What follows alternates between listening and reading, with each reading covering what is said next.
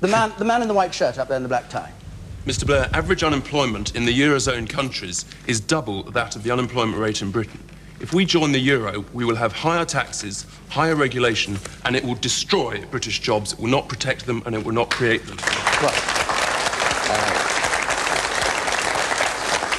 I'm afraid I have to say to you that I disagree with that. Provided that our economy is convergent with those of mainstream Europe, then I believe it would be good for British jobs and British industry. Now, you say, for example, that being part of the single currency would harm British jobs or mean higher taxes. It wouldn't mean either of those things if the economic conditions were right, because it would allow us to have the exchange rate stability that, in fact, if you talk to many people, for example, in our manufacturing industry, they're desperate for.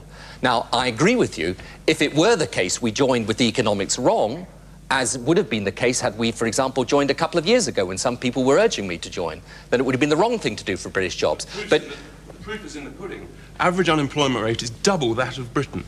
There's no point in joining. It's going to destroy jobs. 9 out of 10 jobs in this country are not dependent on European trade. What about those 9 people? Yeah, but hang on a minute. Why are you doing everything for the 1 out of 10? Well, I'm not doing everything for the 1 out of 10. When you say that because unemployment is higher in some parts of Europe than it is in Britain, if we join the single currency, it means unemployment goes up. That's simply not the case.